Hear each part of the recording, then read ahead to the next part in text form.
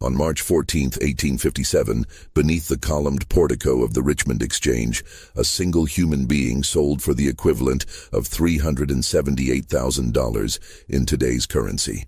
The auctioneer's gavel fell 17 times before the final bid was accepted, and when it did, 3 men in the crowd collapsed where they stood.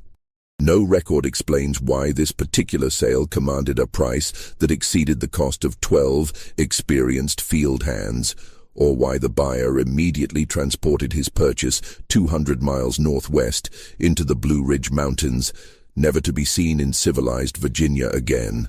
The Commonwealth's archives contain a single leather-bound ledger documenting the transaction, but 7 pages have been carefully razored out, leaving only the shadows of pressed ink bleeding through from the reverse side. What made one human life worth such an impossible sum? What secret justified a price that plantation owners whispered about in scandalized tones for decades afterward? Before we continue with the story of the Richmond Exchange and the sale that shattered every understanding of human commerce in the antebellum South, we need you to be part of this community. Subscribe to Liturgy of Fear and hit that notification bell, because stories like this one, buried deliberately in the silence of history, deserve to be heard. And leave a comment telling us what state or city you're listening from. We want to know where our community of truth seekers is growing. Now let us return to that March morning when something impossible walked onto the auction block. The sale that March morning would become a wound in Richmond's memory. But to understand why, you must first understand the city itself in those final years before the war. Richmond stood as the jewel of Virginia commerce in 1857. Her tobacco warehouses lining the James River like monuments to prosperity. The city's tree-lined streets stretched between the Capitol building, designed by Jefferson himself, and the sprawling market districts where fortunes changed hands daily. Church bells marked the hours from a dozen steeples, calling the faithful to worship in a city that considered itself the most civilized jewel of the South. The Exchange itself occupied a Greek Revival building on Franklin Street, its Doric columns suggesting permanence and order in a world built on neither. The population of 38,000 souls divided themselves along predictable lines. The merchant class in their federal-style townhouses on Church Hill, the working poor in cramped quarters near Shockoe Bottom, and the enslaved who outnumbered their owners but remained invisible in every civic calculation. Among the city's prominent families, the Haverfields controlled the largest tobacco processing operations, while the Gresham brothers dominated the riverboat trade. But it was the auction houses that truly defined Richmond's economic character, processing more than 12,000 sales annually in a market that treated human beings as readily negotiable commodities. Thomas Fairmont operated the Exchange with ruthless efficiency. At 43, he had conducted more than 6,000 sales, his practiced voice capable of extracting maximum value from every transaction. He kept meticulous records in leather-bound ledgers, documenting not just prices but peculiarities, distinguishing marks, skills, and the occasional notation that revealed more than any balance sheet. Defiant eyes, likely trouble, or reads scripture, dangerous. His office overlooked the auction floor, allowing him to observe the crowd's mood before each sale, adjusting his strategy accordingly. March 14th began unremarkably. The morning's first lots consisted of field hands from a bankrupt plantation in Goochland County, 7 men and 3 women who sold for predictable prices to predictable buyers. Fairmont moved through the transactions with mechanical precision, his voice rising and falling in the practiced cadence that signaled confidence to potential purchasers. The crowd numbered perhaps 80 men, their faces familiar from 100 previous sales. Then, at precisely 11:47 by the Exchange clock, everything changed. The crowd's murmur died when the side door opened and a figure emerged, accompanied by 2 men whose clothing marked them as having traveled considerable distance. Their boots carried mud from unpaved roads, and their coats bore the wear of rough country. But it was the third person who commanded every eye. She stood perhaps 5.5 feet tall, her posture rigidly erect despite the iron shackles connecting her wrists. Her skin bore the deep tan of outdoor labor, but her hands showed no calluses, no scars, none of the marks that typically accumulated on enslaved bodies subjected to plantation work. She wore a simple cotton dress, clean but unadorned, and her hair had been pulled back in a severe bun that revealed a face of unsettling composure. Her age appeared difficult to determine, somewhere between 25 and 35, but it was her eyes that caused the first whispers to ripple through the assembled buyers. They reflected no fear, no resignation, no emotion whatsoever. Fairmont descended from his platform, his expression betraying momentary confusion. He consulted briefly with the two escorts, examining papers they produced from worn leather cases. His lips moved silently as he read, and those closest to the exchange would later report that his face went pale, then flushed, then pale again. He looked up at the woman, then back at the documents, then up again, with an expression suggesting he had misread something fundamental about reality itself. When he returned to his platform, his voice carried an uncertainty that veteran auction-goers had never heard before. "Gentlemen, we have before us today an unusual lot. The seller wishes to remain anonymous, as is their legal right under Virginia statute. The property before you has been designated Lot 37, no name provided. Age estimated at 30 years. Origin undisclosed. No documented history of field work, house service, or skilled trade." A voice called out from the crowd. "What's her value then, Fairmont? Why waste our morning?" Fairmont's jaw tightened. "The opening bid has been set at $5,000. Silence crashed over the exchange like a physical force. $5,000 exceeded the annual income of most men present. It represented the cost of a prime breeding pair, or 3 skilled blacksmiths, or enough field hands to work 50 acres of tobacco. For a single woman with no documented skills or history, the price was absurd. "That's madness," someone shouted. "You've lost your sense, Fairmont." But Thomas Fairmont did not lower the price. Instead, he did something he had never done in 20 years of conducting sales. He opened the leather folder the escorts had provided and began to read aloud. The seller provides the following attestation, sworn before a magistrate in Albemarle County on March 9th of this year. The property designated Lot 37 possesses knowledge of significant value to parties concerned with matters of agriculture, commerce, and territorial development. Said knowledge has been verified through demonstration to 3 independent witnesses whose signatures and seals appear below. The purchaser will receive, along with the bill of sale, a sealed letter containing specific instructions for extracting said knowledge. The seller guarantees the accuracy of all information obtained through proper application of these instructions. The crowd's confusion deepened into something approaching anger. Men began shouting questions simultaneously. What knowledge? What demonstration? What instructions? Fairmont raised his hand for silence, then continued reading, his voice growing quieter with each word. The seller further states that attempts to force disclosure through ordinary interrogation will prove futile. The property has been conditioned through methods both legal and effective to reveal information only under circumstances detailed in the sealed letter. The seller accepts no responsibility for consequences arising from improper handling of the property or failure to follow provided instructions. He looked up, his face grave. The opening bid remains $5,000.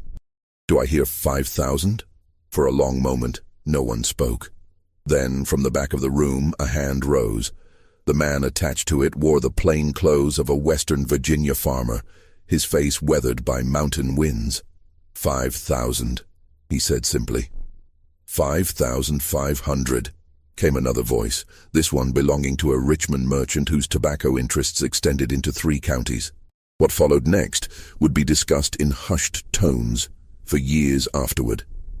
The bidding escalated with a speed that defied every convention of auction economics.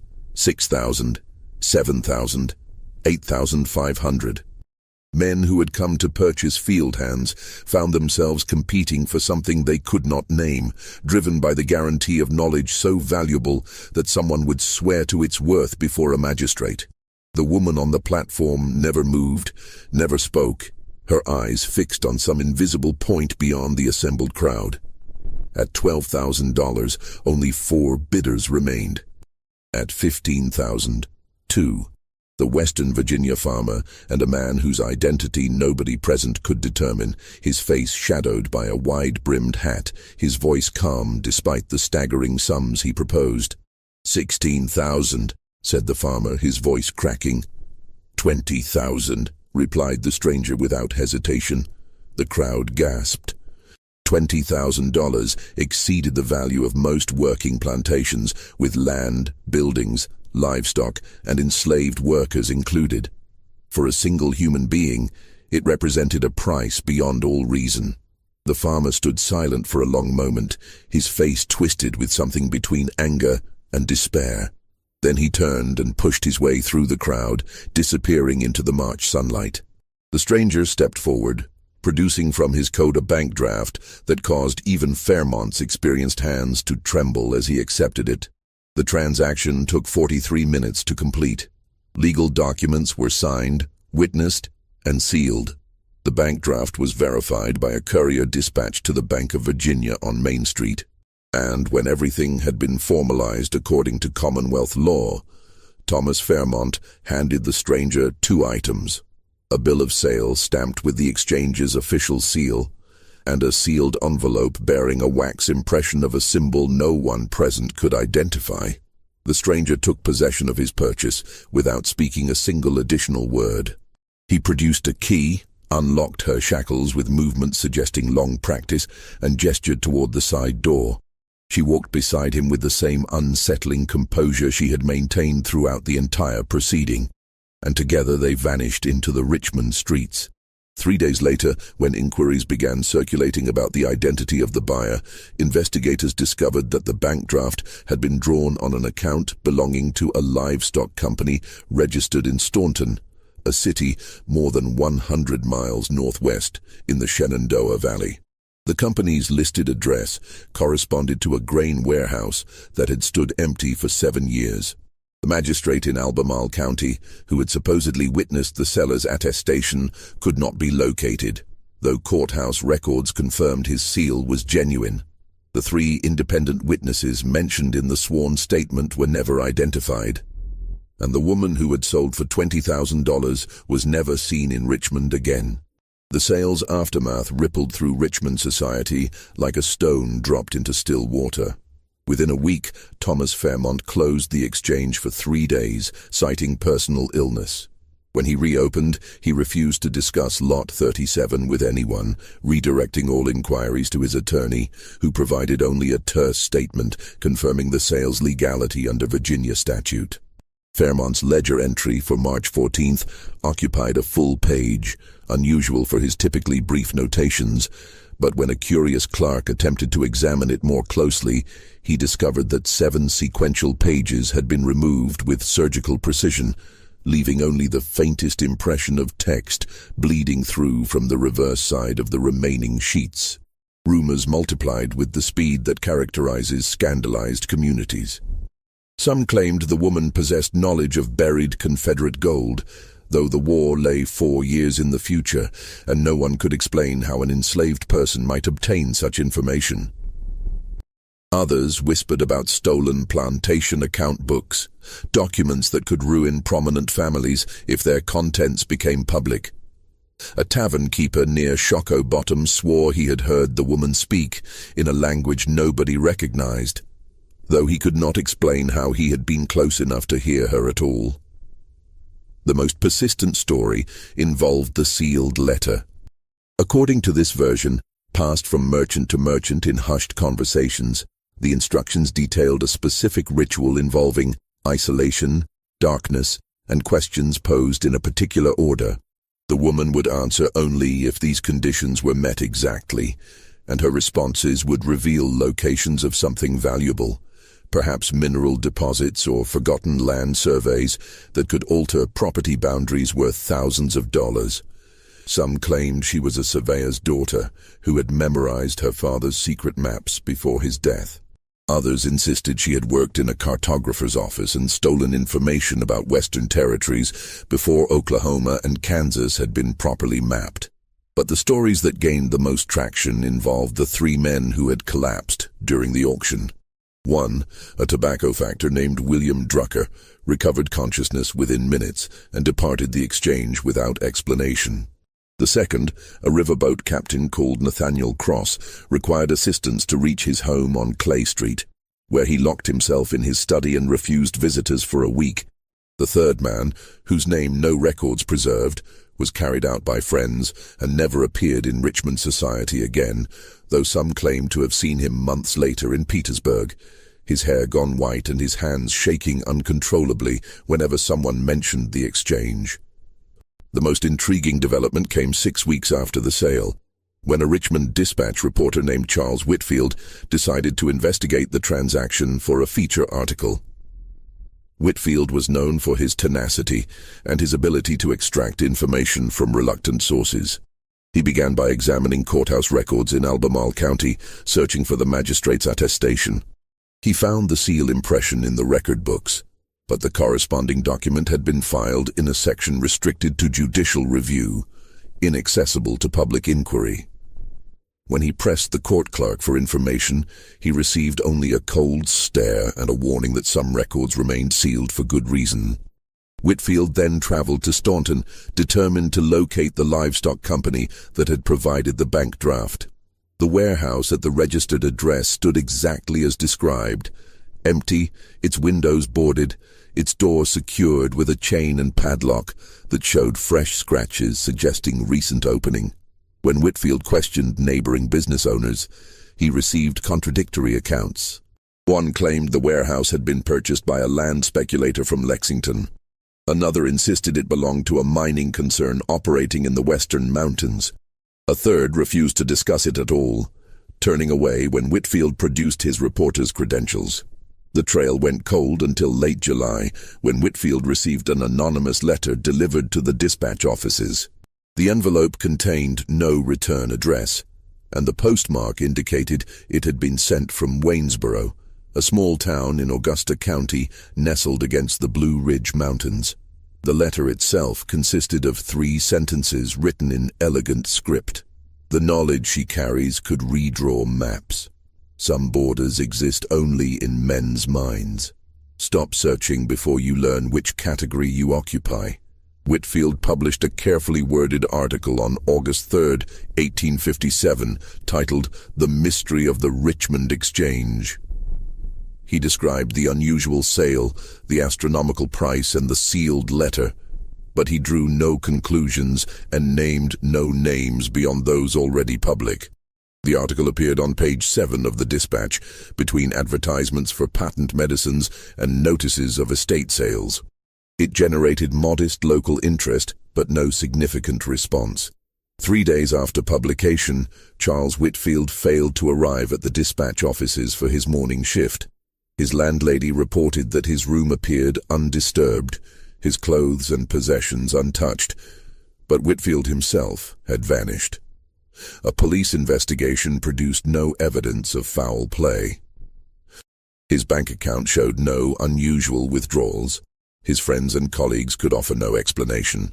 After 6 weeks, the investigation was quietly closed, and Charles Whitfield joined the growing list of people connected to Lot 37 who had simply ceased to exist in any verifiable way. The years that followed brought war to Virginia, transforming Richmond from a prosperous commercial center into the capital of the Confederacy. The Exchange building served as a military depot during the conflict, then stood abandoned during Reconstruction, its auction floor silent, its records boxed and stored in a courthouse basement where they gathered dust alongside thousands of other documents deemed no longer relevant to a changed world. Thomas Fairmont died in 1869, his estate passing to a nephew who sold the Exchange building to a textile company.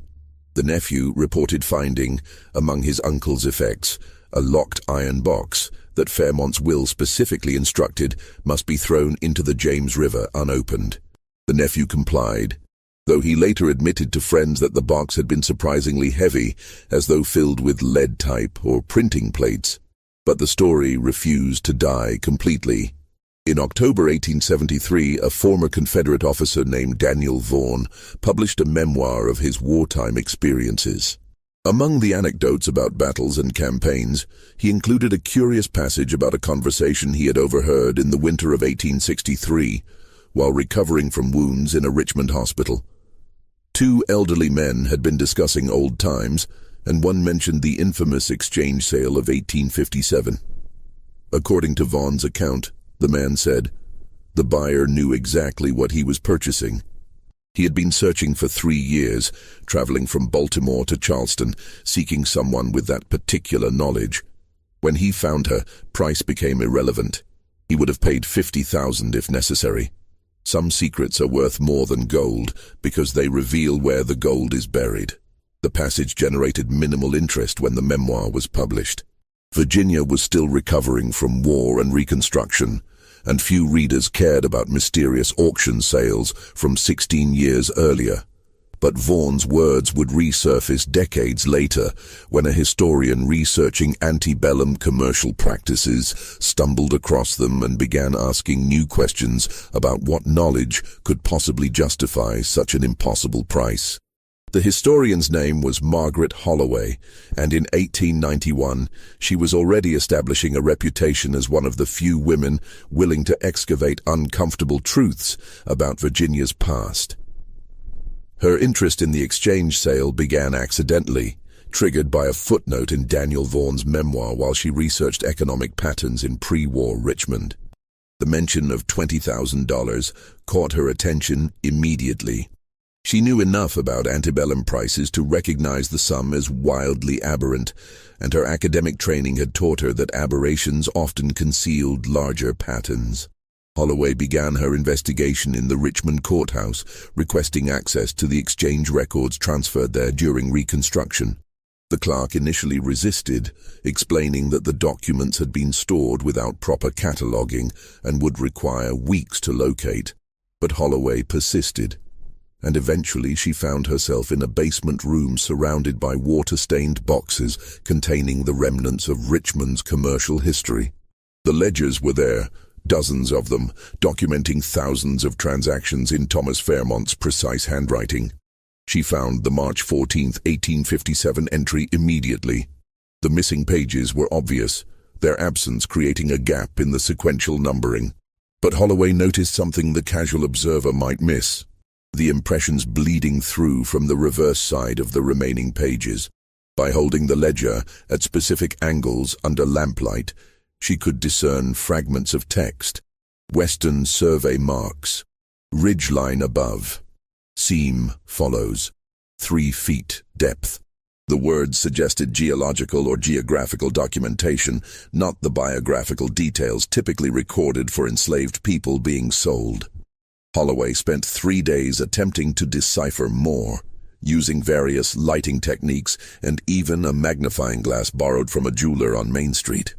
She managed to extract approximately 40 partial words across the 7 missing pages, enough to convince her that the removed entries described something related to land, boundaries, or possibly mineral deposits. Her next step took her to Staunton, following the same trail Charles Whitfield had pursued 34 years earlier.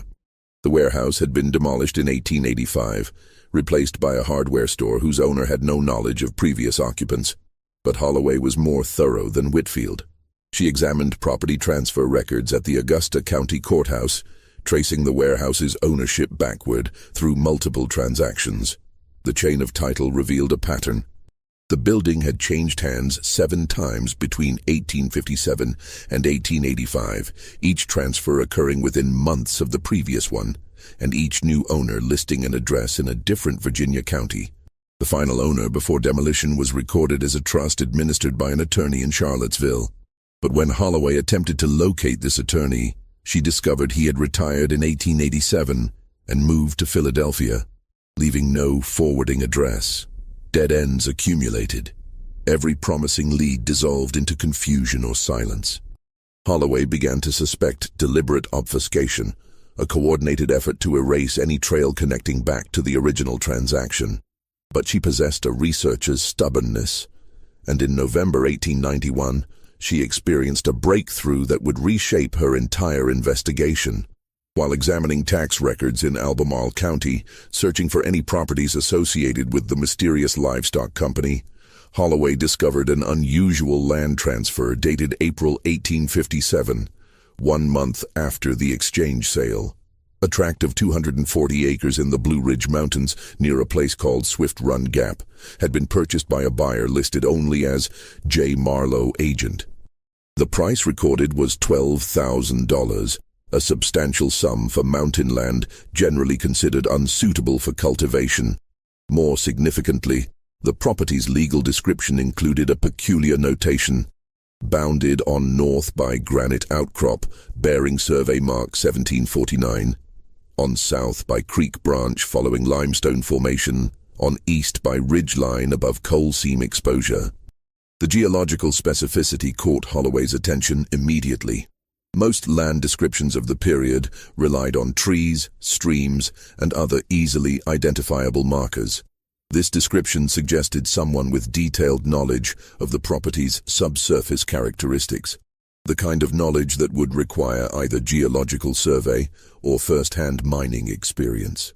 Holloway traveled to Swift Run Gap in December 1891, a difficult journey requiring 2 train connections and a final stagecoach ride into mountain country that seemed untouched by the approaching 20th century. The property described in the tax records lay 3 miles from the nearest settlement, accessible only by a narrow track that wound through dense forest. She hired a local guide named Samuel Fletcher, a man in his 60s who'd been born in these mountains and knew every hollow and ridge. Fletcher listened to Holloway's description of the property, then nodded slowly. "You mean the Marlowe place? Abandoned near 20 years now. Nobody goes there. Strange history to that land." When Holloway pressed him to elaborate, Fletcher's expression grew cautious. "My father worked a claim nearby, back in the 50s. He remembered when Marlowe arrived with a woman, built a cabin up there, kept to themselves completely.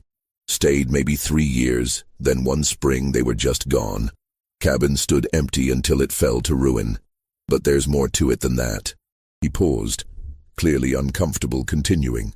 Holloway waited, understanding that silence often extracted confessions better than questions. During those 3 years, Marlowe hired local men periodically. Day labor, digging work mostly. "My father took one such job in 1858. Said Marlowe paid well but insisted on strange conditions. The men worked in shifts, never more than 2 at a time, and Marlowe always had the woman present during the work. She would stand nearby, sometimes pointing, sometimes speaking quietly to Marlowe, guiding where they should dig. My father said they uncovered a coal seam, quite substantial, exactly where she indicated. Later heard similar stories from other men who took Marlowe's employment. They would dig at spots she selected and always found something valuable. Iron ore deposits, limestone formations useful for building, or underground springs that could power machinery." Holloway felt her pulse quicken. "Did your father ever speak with this woman directly?" Fletcher shook his head. "Marlowe never permitted conversation with her. She communicated only with him, and he relayed any necessary instructions to the workers. But my father said she had eyes like someone looking through you at something beyond. And when she pointed to where digging should occur, men had learned not to question. She was never wrong. If you're finding this story as disturbing as we are, you're exactly the kind of person who belongs in this community. Hit that like button to help others discover this mystery, and leave a comment with your thoughts about what knowledge this woman might have possessed. Was it genuine geological expertise, or something else entirely? Share your theories below. Let's continue into the mountains where this impossible secret was finally put to use. The mountains where Lot 37 had vanished held more secrets than Margaret Holloway initially imagined. Fletcher agreed to guide Holloway to the abandoned property, though he insisted they make the journey in daylight and return before dark. The December afternoon was cold and clear as they climbed the narrow track, frost crackling under their boots. The forest had reclaimed much of the clearing where the cabin once stood, but remnants remained. A stone chimney rising from collapsed timbers, a well shaft carefully covered with fitted boards, and most intriguingly, a series of excavation sites scattered across the property, each one now overgrown but still visible as depressions in the forest floor. Holloway counted 14 distinct dig sites, ranging from shallow test pits to one excavation that appeared to have descended at least 20 feet before being abandoned. At Fletcher's suggestion, they examined the well shaft first. When he lifted the covering boards, they discovered that the shaft had been sealed with clay and stones at a depth of approximately 8 feet, an unusual construction choice that suggested the well's purpose extended beyond water collection. "This is how Marlowe stored his ore samples," Fletcher explained. "Kept them cool and dry, protected from weather. My father mentioned it. Marlowe would bring up coal or iron ore from the dig sites, seal samples in canvas bags, and lower them into this shaft. Every few months he would extract them and transport them somewhere, my father never knew where." Holloway knelt beside the shaft, examining the sealed interior. The clay showed marks of repeated opening and closing, suggesting frequent access over an extended period. But what struck her most forcefully was the precision of the excavation itself. The shaft descended straight and true, its walls carefully mortared with local stone, its construction suggesting engineering knowledge far beyond typical mountain building practices. They spent 2 hours exploring the property, examining each dig site in turn. A pattern emerged. The excavations followed a rough line running northeast to southwest, approximately parallel to the ridgeline, but offset by perhaps 300 feet. When Holloway plotted their positions on a hand-drawn map, the alignment became obvious. The dig sites traced the underground path of a geological formation, likely a coal seam or similar mineral deposit, with remarkable accuracy. As they prepared to depart, Fletcher pointed out one final detail. Near the collapsed cabin, barely visible beneath accumulated leaves and soil, a flat stone bore carved markings, a series of numbers and symbols that resembled surveying notations. Fletcher couldn't decipher them, but Holloway copied them carefully into her notebook, recognizing their potential significance. The return journey was conducted in thoughtful silence. When they reached the settlement where Fletcher lived, Holloway asked one final question. Did anyone ever discover what happened to Marlowe and the woman? Where they went when they left? Fletcher's expression darkened. There was talk. Some said Marlowe sold his survey information to a mining company in Pittsburgh, made a fortune and disappeared into the West. Others claimed he died up there in the mountains, and the woman simply walked away, vanishing back into whatever world she came from. But my father believed something different. He said that in the spring of 1860, he saw a woman matching her description boarding a train in Charlottesville, traveling alone, wearing fine clothes inappropriate for someone of her legal status. He didn't approach her, didn't alert authorities, just watched her disappear into a private car attached to a northbound train. He claimed she turned at the last moment before boarding, looked directly at him though they stood 50 feet apart, and smiled. Not a friendly smile, he said. A smile of recognition, as though she knew he had worked on Marlowe's property and wanted him to understand something important. He never could explain what that something might be. Margaret Holloway returned to Richmond on December 19, 1891, her mind churning with implications she barely dared to articulate. The evidence she had gathered suggested something that challenged every assumption about the antebellum South's social structure. An enslaved woman possessing sophisticated geological knowledge, valuable enough to command an astronomical price and accurate enough to locate mineral deposits with precision that seemed almost supernatural. But Holloway knew there was nothing supernatural about geological expertise.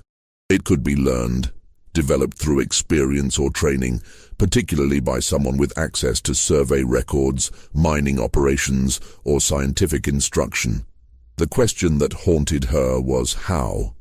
How does an enslaved woman acquire such knowledge in a society designed to prevent education, restrict movement, and eliminate every possibility of advancement? Where does she learn to read geological formations, interpret survey marks, and predict subsurface mineral locations with enough accuracy to never be wrong, according to Fletcher's father's account? Holloway spent January and February of 1892 pursuing a new line of investigation. She examined records of geological surveys conducted in Virginia during the 1840s and early 1850s, searching for any mention of enslaved labor being used in survey parties.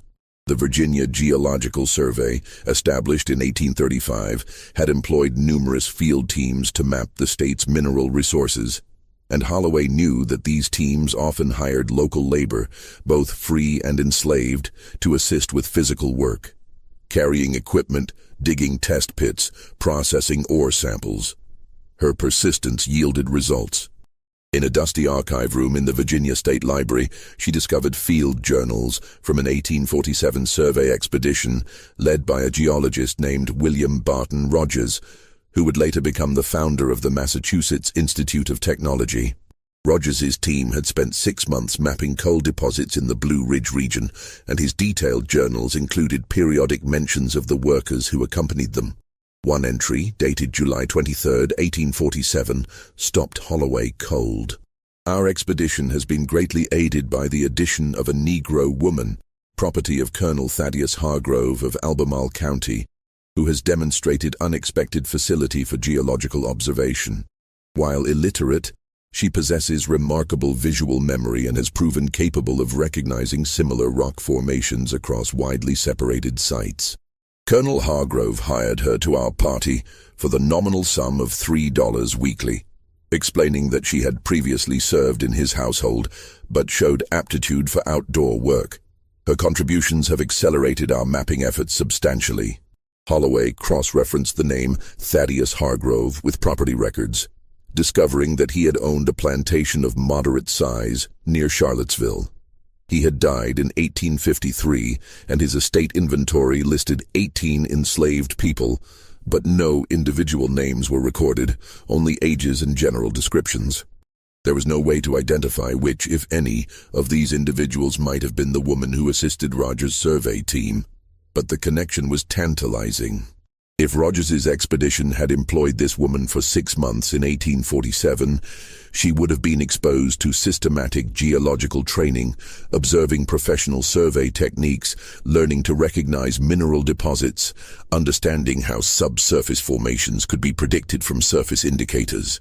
A person with sufficient intelligence and memory could absorb enormous amounts of practical knowledge during such an experience, particularly if they understood that knowledge might someday represent their only path to freedom or value. Holloway began searching for other geological survey records, hoping to find additional mentions of the same individual. She discovered 2 more possible references. A brief notation in an 1848 survey report mentioning the Hargrove woman, previously employed, whose services would be valuable if available, and a letter from 1849 in which a surveyor requested permission to hire an enslaved woman with demonstrated geological aptitude for a Kentucky expedition, though the letter provided no indication whether this request was granted. The pattern suggested something extraordinary: a woman who had somehow acquired valuable technical skills through circumstances that violated every social convention of her time, who had then been removed from plantation labor and employed in scientific work, accumulating knowledge that would eventually make her worth an impossible sum on the Richmond Exchange auction block. But new questions emerged, darker ones. If Colonel Hargrove had died in 1853, who owned the woman afterward? Who recognized her value and decided to bring her to Richmond for sale in 1857? And most troubling, who was the buyer who called himself J. Marlowe, who paid $20,000 and transported her to the mountains, where her knowledge could be exploited in complete isolation? Holloway's investigation took a disturbing turn in March 1892, when she received a letter from a source who insisted on remaining anonymous. The letter, postmarked from Baltimore, contained a single sheet of paper with a brief message written in educated handwriting. "You seek the woman from the exchange. I can tell you her name, but knowledge carries a price. Discontinue your investigation. and I will reveal what you wish to know. Continue, and you will discover why some secrets remained buried even after the war freed those who kept them. The letter included no address, no signature, no method for Holloway to respond. Its arrival demonstrated that someone was monitoring her research, tracking her movements, and becoming concerned about what she might uncover. A lesser researcher might have heeded the warning. Margaret Holloway was not lesser. She redoubled her efforts, focusing now on identifying J. Marlowe. The name itself was likely false, but the land purchase in April 1857 had required a legitimate signature and payment. She requested records of all banking transactions in Staunton during March and April 1857, hoping to find the source of the $12,000 used to purchase the mountain property. The request was denied. She attempted to access county tax records to identify who had paid property taxes on the Swift Run Gap land between 1857 and 1860. Those records, she was informed, had been destroyed in a courthouse fire during the war. Though no other Augusta County records from that period showed fire damage, the obstacles multiplied. Every promising lead vanished into bureaucratic complexity or convenient destruction of documents. Holloway began to suspect coordinated resistance, but she could not identify who might be orchestrating it, or why. Decades after the original events, anyone would care about suppressing information about a single enslaved woman who had demonstrated geological expertise. Then, in late April 1892, Holloway received a visitor at her Richmond boarding house. The man who called on her was elderly, perhaps 70, dressed in clothing that suggested former prosperity, now faded. He introduced himself as Robert Dunmore, claimed to have information about the exchange sale, and insisted their conversation must remain completely confidential. When they were seated in the boarding house parlor, Dunmore spoke in a voice barely above a whisper. "I was there that March day in 1857. I bid on her. Went to 5,000 before dropping out. Couldn't justify higher, but I knew what she was worth because I had seen her work." Holloway leaned forward, her heart racing. "You knew her before the sale?" Dunmore nodded. "I was a mining engineer in those days, working for a company surveying Western Virginia for coal and iron deposits. In the summer of 1856, we hired day labor from various plantations, needed men to dig test pits. One property owner sent a woman instead, said she was more valuable for our purposes than any field hand. We were skeptical, but the owner was insistent, so we took her for a week's trial." He paused, his expression suggesting he still struggled to believe what he was remembering. "Miss Holloway, I have worked with professional geologists from European universities. I have consulted with mining engineers trained at the best technical schools. That woman possessed more practical geological knowledge than any of them. She could read a landscape the way you or I read a newspaper. Stand her on a ridge, let her observe the rock formations, the vegetation patterns, the way water drained, and she would tell you exactly what lay beneath the surface. Coal seams, iron ore, limestone formations suitable for quarrying. She was never wrong. Not once in that entire week did her predictions fail to match what we found when we dug." Holloway's mind raced. How did she communicate this knowledge? She couldn't read or write, or so we believed, though I had doubts about that. She would point and speak simply, "Dig here, 8 feet depth, you will find coal of good quality," or "This ridge continues south. Iron ore follows it, accessible at 20 feet. We would dig, and by God, there it would be, exactly as she described. What happened after that week? Dunmore's expression darkened. Our company wanted to hire her permanently, offered her owner substantial monthly payments. He refused. We pressed him, explained how valuable she could be, how much profit her knowledge could generate. He became angry, defensive, said we understood nothing about the situation. He ended the conversation and withdrew her from our employment immediately, but word spread among people in the mining industry. A woman with such abilities, if she could be acquired, would be worth a fortune. Several companies began making inquiries trying to identify who owned her, hoping to negotiate terms. And someone succeeded. Dunmore nodded slowly. Whoever brought her to Richmond for sale knew exactly what they possessed.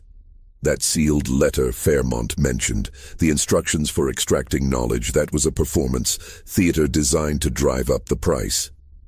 The woman didn't need special rituals or darkness or any of that nonsense.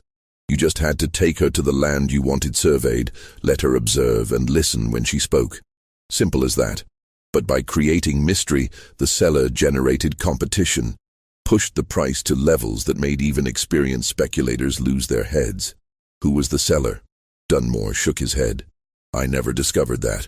Tried for years, got nowhere. But I can tell you about the buyer. The man who called himself Marlowe was actually James Pritchard, a land speculator from Pennsylvania. He made his fortune buying mineral rights in undeveloped territories, then selling them to mining companies at substantial profit. He had been searching for geological expertise, some method to identify valuable land before competitors did. When he heard about the woman, he became obsessed. He would have paid $50,000 if necessary. $20,000 was a bargain for what she gave him. Which was 3 years of surveying mountain properties in Virginia, Pennsylvania, and possibly Tennessee. Pritchard acquired mineral rights to dozens of tracts, all of which later proved to contain valuable coal or iron deposits. He sold those rights for amounts that made his initial $20,000 investment look trivial. Then, in 1860, he disappeared, took his fortune and vanished, just like the woman herself. Holloway asked the question that had haunted her for months. What was her name? Dunmore met her eyes. I never knew it. In that week we employed her, she never spoke her name, and her owner never provided it. She was just property after all, and property needs no name beyond what the owner chooses to assign.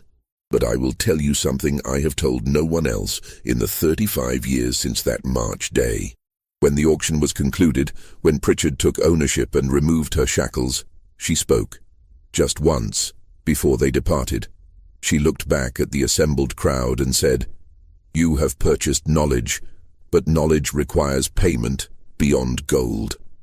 Then she walked out beside Pritchard and I never saw her again. But I have thought about those words every day since. Knowledge requires payment beyond gold. What did she mean? What payment was she exacting? And from whom? Margaret Holloway never published her research. The comprehensive article she had planned, documenting the mystery of Lot 37 and the woman who possessed impossible knowledge, remained unfinished in her files when she died in 1903. But her notes survived, archived eventually in the Virginia Historical Society, where they gathered dust for decades alongside thousands of other documents deemed too specialized or controversial for general interest.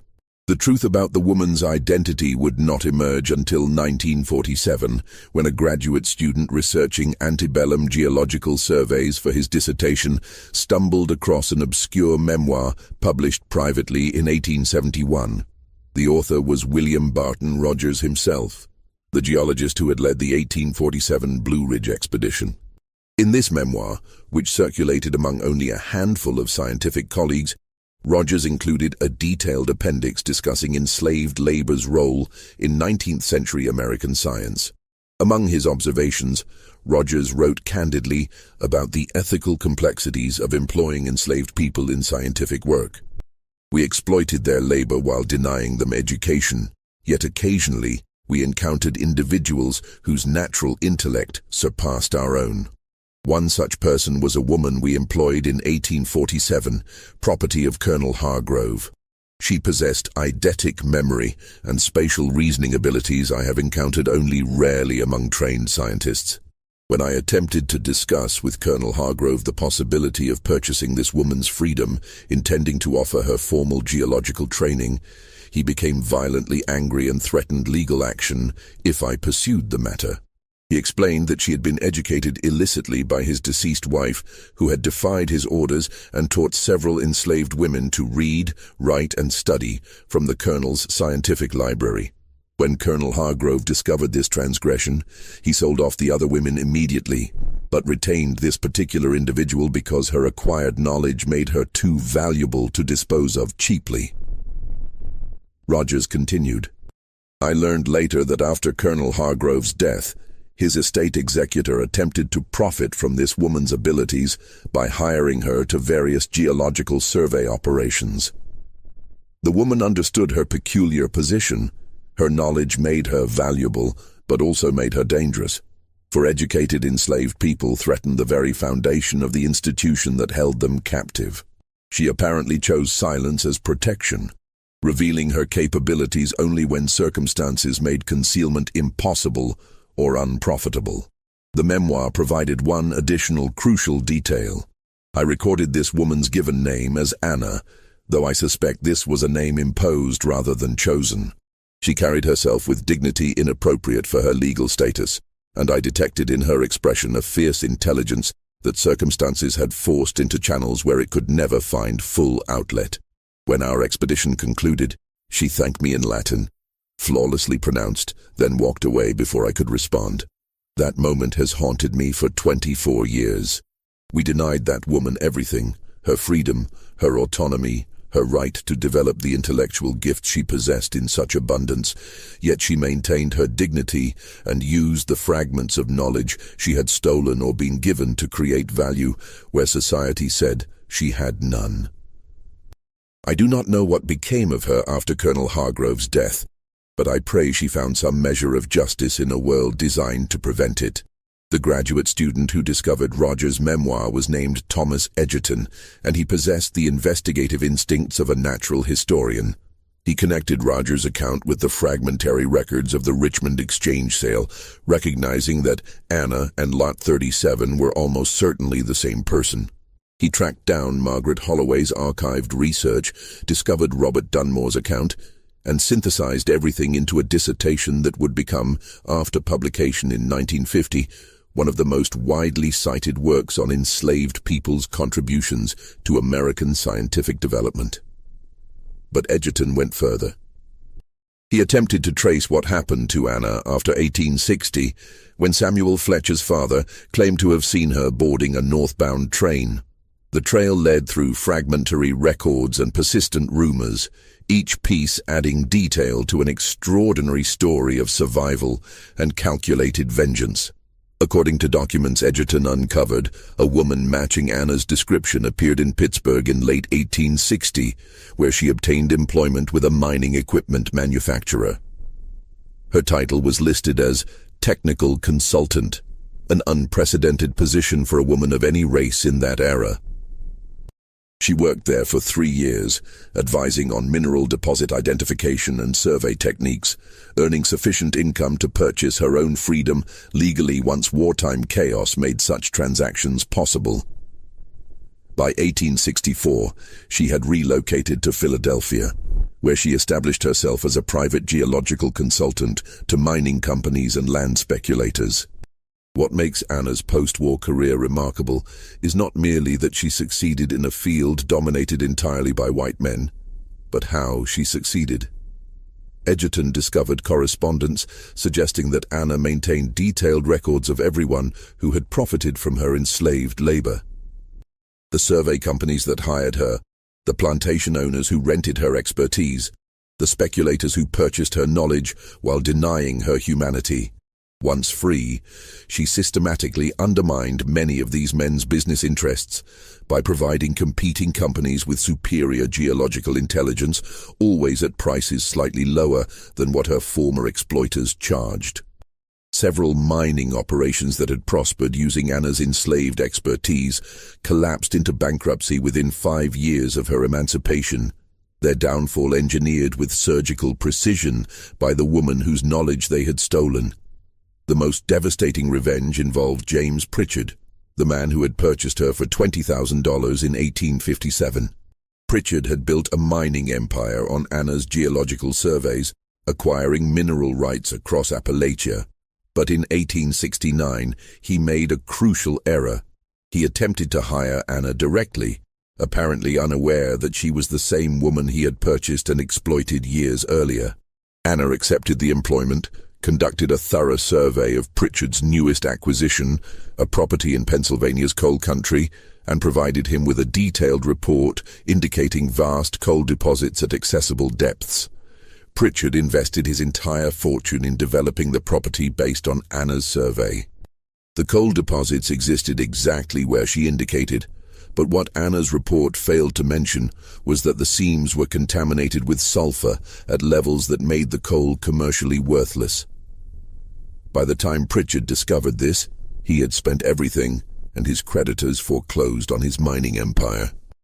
He died in poverty in 1874, having lost the fortune he built on the back of Anna's enslaved labor. Edgerton's research suggested Anna lived until at least 1892, possibly longer. She never married, maintained no permanent residence, and disappeared periodically for months at a time, presumably conducting survey work in remote locations. The last confirmed reference to her appears in an 1892 Philadelphia business directory, where she is listed as A. Hargrove, geological consultant. The use of her former owner's surname, a bitter irony that may have been deliberate mockery of the man who had both educated and enslaved her.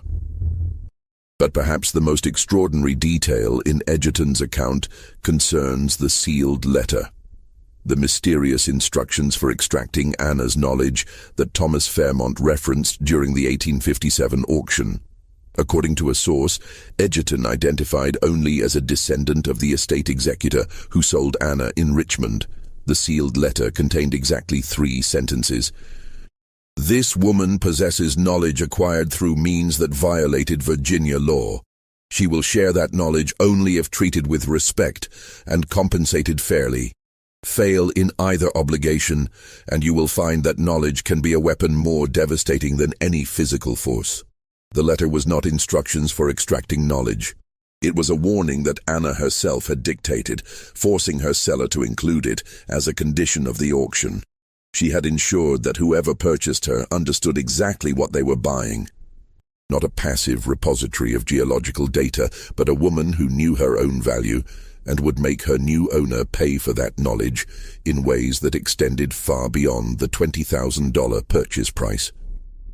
Thomas Edgerton's dissertation, "The Geologist Who Could Not Be Free, Anna and the Economics of Enslaved Expertise," was published in 1950 by the University of Virginia Press. It sold modestly, attracting primarily academic readers interested in the intersection of slavery, science, and American economic development. The book received respectful reviews in historical journals, won no major awards, and gradually faded from prominence as newer scholarship emerged. But among a small community of researchers focusing on enslaved people's intellectual contributions to American development, Edgerton's work became foundational.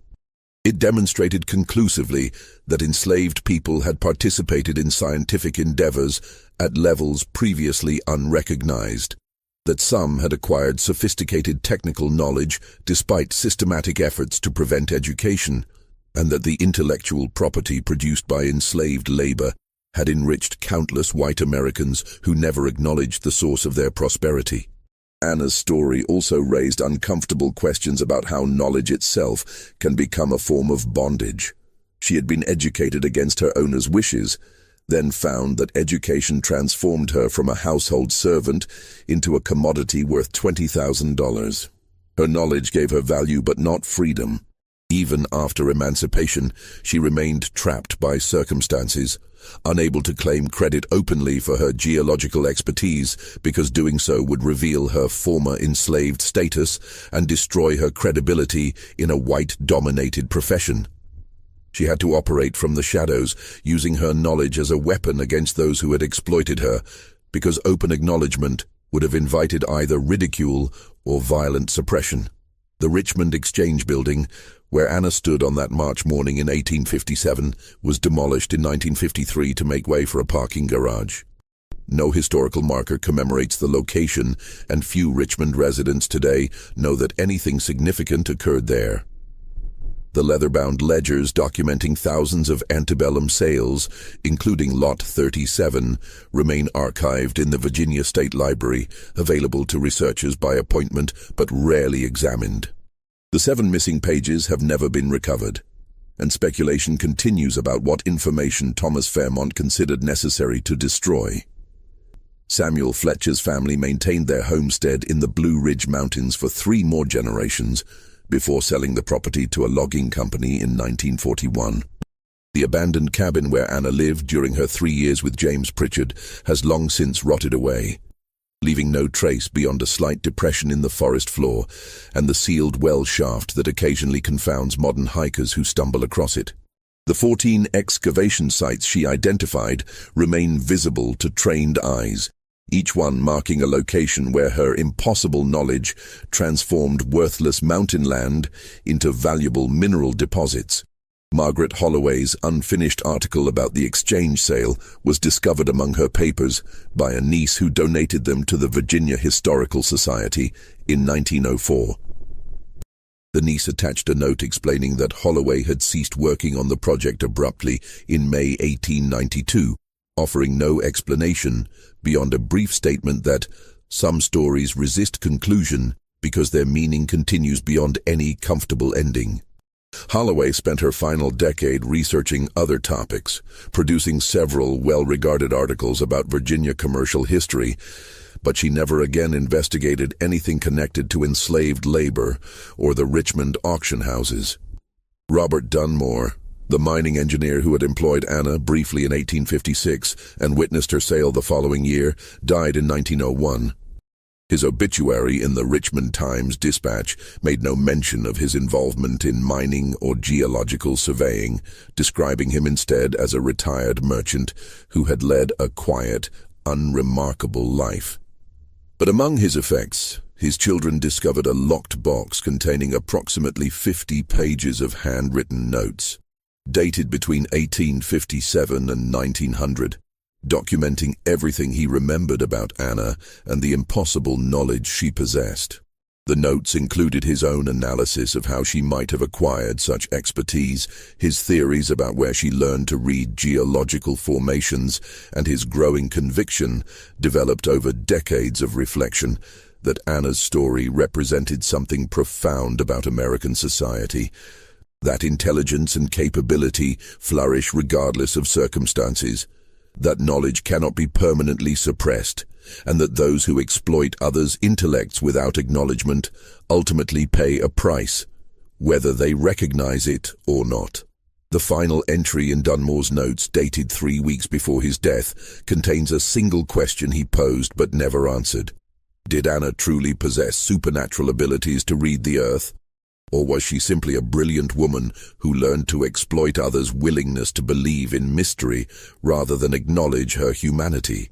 That question remains unanswered, though modern geologists who have examined the sites where Anna conducted surveys confirm that her predictions about subsurface formations were remarkably accurate, consistent with professional-level expertise that would require years of training and practical experience. How an enslaved woman acquired such training in antebellum Virginia, where education of enslaved people was illegal and scientific instruction remained exclusively available to white men of means, continues to puzzle historians. Some suggest she had access to Colonel Hargrove's library for years before he discovered his wife's transgression, absorbing geological texts and survey manuals through forbidden reading. Others propose that her work with William Barton Rogers and subsequent geological expeditions provided practical training that complemented theoretical knowledge gained elsewhere. A few researchers have suggested that Anna possessed genuine eidetic memory, allowing her to visualize and retain complex spatial relationships after a single observation, then apply that visual memory to predict what lay beneath the surface. Whatever the explanation, Anna's story demonstrates that intelligence and expertise can flourish under even the most oppressive circumstances, and that knowledge, once acquired, becomes a form of power that cannot be entirely controlled by those who believe they own the person possessing it. The woman who sold for an impossible price on a March morning in Richmond understood something her buyers never grasped. Knowledge requires payment beyond gold, and the debt always comes due eventually. The sites where Anna lived and worked remain scattered across Virginia, Pennsylvania, and possibly other states, unmarked and largely forgotten. The fortunes built on her geological surveys enriched dozens of families who never knew the source of their prosperity. The mining companies that profited from her enslaved expertise are long defunct, their records lost to time or deliberately destroyed. But somewhere in those mountains, in the patterns of excavation sites and sealed well shafts, in the missing pages of auction house ledgers and the fragmentary memoirs of men who witnessed something they could barely comprehend, Anna's story persists. What do you think of this story? Do you believe Anna's knowledge was truly learned, or did she possess abilities we still cannot explain? How should we remember people like Anna, whose contributions to American development went unacknowledged for decades, whose brilliance was exploited while their humanity was denied? Leave your comment below. If you enjoyed this tale and want more stories of forgotten history, subscribe, hit the notification bell, and share with someone who loves mysteries that challenge our understanding of the past. The algorithm favors videos that get early engagement, so your like and comment in the first hour really help this story reach others who need to hear it. See you in the next video, where we will continue exploring the dark corners of American history, where the impossible and the forgotten wait to be discovered.